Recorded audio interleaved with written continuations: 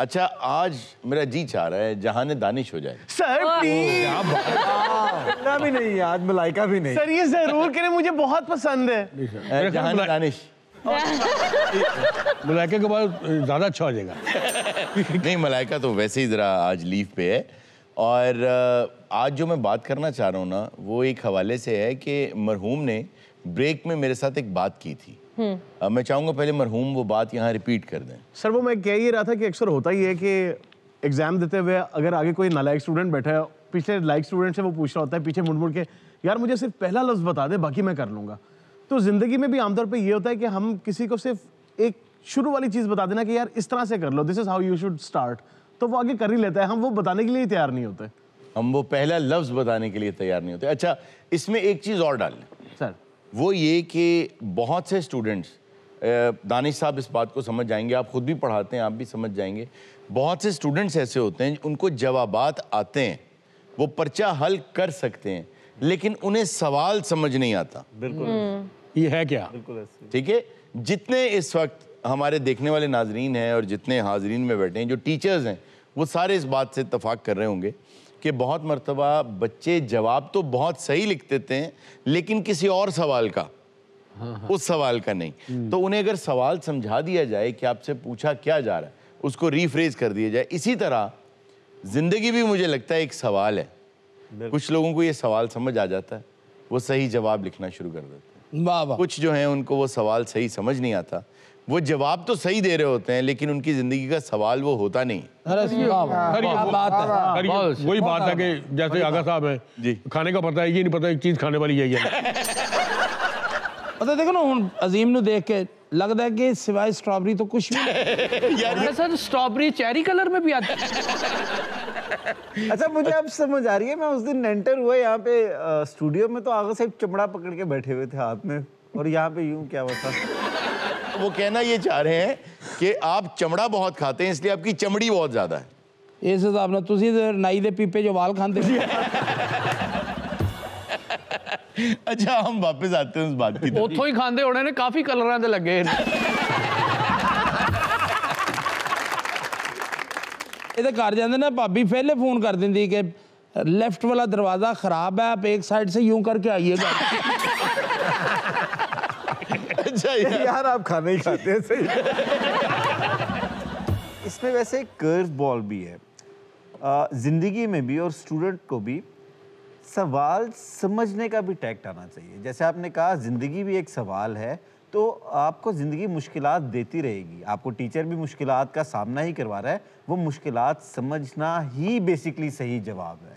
लेकिन कुछ चीज़ें होती हैं ना लॉस्ट इन ट्रांसलेशन, कि ना बोलने वाला गलत बात कर रहा है, ना सुनने वाला गलत बात कर रहा है, लेकिन दोनों की जो तफसीर है गुफ्तगू की, उसमें इख्तलाफ हो जाता है। बिल्कुल।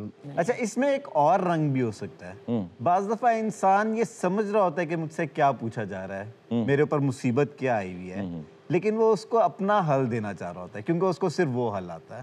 ये बात ठीक है। If you only have a hammer everything looks like a nail.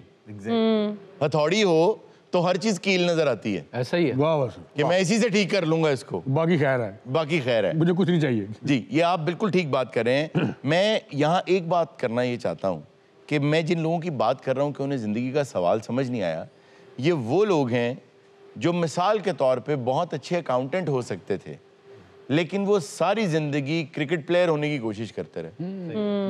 वो बहुत अच्छे हॉकी प्लेयर हो सकते थे और वो सारी ज़िंदगी कपड़ा सीने की प्रैक्टिस करते रहे, वो सीखते रहे, लेकिन ना वो सीख पाए, ना खुदा ही मिला, ना विसाले सनम।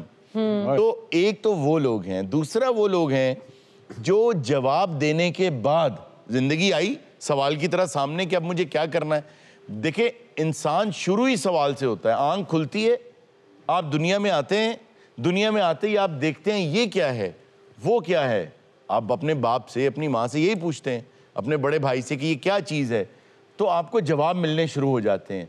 फिर एक सबसे बड़ा सवाल बनता है ज़िंदगी का जब आप जवान हो जाते हैं कि अब करूँगा क्या, मुझे आगे जाना कहाँ है, मेरे अंदर क्या सलाहियतें हैं, मैं कैसे इनको एक्सप्लोर करूँ। एक बड़ा सवाल आ जाता है। जो लोग उस सवाल का सही जवाब दे लेते हैं वो कामयाब हो गए। जो नहीं सही जवाब दे पाते, वो लोग जब भटक जाते हैं तो एक जगह जाकर वो जवाब देना, पर्चा हल करना बंद कर देते हैं, ये सोचकर कि हम फेल हो चुके हैं। और जिंदगी के पर्चे के सब सवाल मुश्किल हैं, सब सवाल लाजिम हैं। जिंदगी के पर्चे के सब सवाल मुश्किल हैं, सब सवाल लाजिम है। बेनिगाह आंखों से देखते हो पर्चे को, अनबुने से लफ्जों पे उंगलियां घुमाते हो, या सवालनामे को देखते ही जाते हो। वाह। बात यह है कि वो लोग ये समझते हैं कि हम फेल हो गए, अब हम इससे आगे नहीं जा सकते। हमारे आसपास बहुत से लोग हैं जो ऐसी नौकरियां कर रहे हैं, उन्हें पता है इसी में मैं रिटायर हो जाऊंगा, बस आगे कुछ नहीं है। फिर समझ के ब्रेक हो गया। क्या ब्रेक हो गया? ब्रेक हो। बस मेरी जो गुजारिश है ना, आप बड़े हैरान होंगे, ये उन बुजुर्गों से है जो रिटायर्ड लाइफ गुजार रहे हैं, उन माओं से है जो घरों में बैठी हैं, जो या तो बहुत बूढ़ी हो चुकी हैं, या रिटायर्ड हो चुकी हैं, या बेवा हो चुकी हैं, या वो हजरात हैं जो अकेले रह गए हैं और अब वो सिर्फ इंतज़ार कर रहे हैं कि ज़िंदगी गुजारने का, कि कब ये ख़त्म होती है। मैं उनसे गुजारिश करना चाहता हूँ कि अगर आप ज़िंदगी में कुछ नहीं कर रहे, इंक्लूडिंग आवर एल्डर्स, हमारे बड़े भी, अगर आप घर में बैठे हैं और आप कुछ नहीं कर रहे और आप समझ रहे हैं कि हमने तो ज़िंदगी गुजार ली, अक्सर कहते हैं ना, वो साड़ी तो गुजर गई जी, साड़ी तो गुजर गई, आप खुदा पर एक बहुत बड़ा इल्ज़ाम लगा रहे हैं। बेकार काम कौन करता है? बेकार आदमी। क्या बड़ा बेकार आदमी है, बड़ी बेकार सी गाड़ी बनाई उसने। ਹੁਣ समझ आई है मैं तेन की कहना हूं? क्या कार। तो आप इल्जाम ये लगाते हैं कि अब मेरी बाकी की जितनी जिंदगी है उसने बेकार बनाई। अल्लाह माफ कर। वो बेकार नहीं बना सकता। बेशक सर।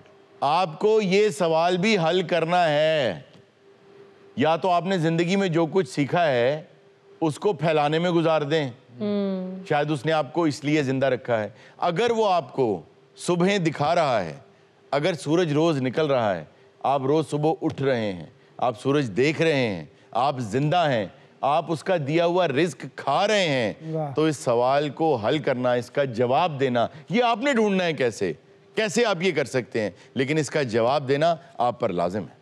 बहुत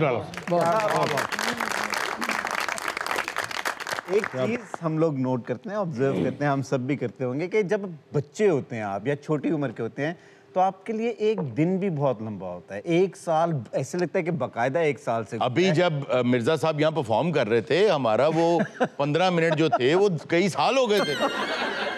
सर आप ना मिर्जा साहब को हल्का ले रहे हैं। हाँ जी। अच्छा, तो आप क्या बात कर रहे थे? नहीं, इनकी ये बात बहुत अच्छी है वाकई, क्योंकि मेरी उम्र भी बहुत छोटी है, तो मुझे भी एक दिन बहुत तवील और लंबा लगता है। शाबाश। एक देखें, एक बूढ़ी खातून पहली शम्मा जला रही है। अरे सर क्या कह रहे हैं? सर आरज़ू दी कसरत नफसी यार, ये इतनी ज्यादा उम्र नु थोड़ी कह रही है। एक बुरी खातून क्यों कह रही हैं? बूढ़ी यार। नहीं आरज़ू का कोई कसूर नहीं, ताड़ा ना बस सर्टिफिकेट गवाच गया। नहीं, उन्होंने इस तो पहले वो गल कर देती है कि कुछ हमारे बुजुर्ग कहते भी साड़ी तो गुजर गई है, खत्म हो। किसी भी मुल्क ने IMF से कर्जा लेना हो ना, तो मिर्जा साहब को लेके जाते हैं। क्यों? इनसे अच्छा कोई नहीं मांग सकता। अच्छा, मैं एक बात बता दूं जी। IMF के बारे में एक बात आप जान लें, क्योंकि आजकल हम उसी चीज में फंसे हुए हैं ना, तो ये भी जान लें कि IMF कोई आपका हमदर्द नहीं है। ये जो हमें मईशतदान ये भी कहते हैं ना कि वो तो आपके भले की बात कर रहा है, ये कर रहा है, वो कर रहा है, नहीं, ऐसा नहीं है। असल में जो IMF है ना, वो एक ऐसा इदारा है, जैसे बनिए होते हैं ना, कि उसको तो सिर्फ अपना है कि भाई मुझे पैसे पूरे आने चाहिए, इस मुल्क ने मेरा 8 अरब देना है, ये मुल्क चलता रहेगा तो मेरा 8 अरब आएगा। और वो कहता है कि आपके बच्चे 2 रोटी खाते हैं, चाहे आधी रोटी खाएं, 1.5 मुझे दें, मेरे आपने पैसे देने हैं। ये बात तो वो इसलिए आपको चलाए रखते हैं साथ साथ, कि उनको पता है कि बाकी पैसे भी डूब जाएंगे भाई, बिजनेस है और सर। अगर आपको समझ नहीं आ रही तो पुरानी फिल्में देखें, वो जो बनिया बैठा होता था, एग्जैक्टली वही चीज। मदर इंडिया देख लें, परफेक्ट मिसाल है। जी और बिल्कुल। वैसे भी सर वो है ना कि झुका देगा तेरी गर्दन को ये खैरात का पत्थर, जहां में मांगने वालों के ऊंचे सर नहीं रहते। अरे वाह वाह वाह वाह।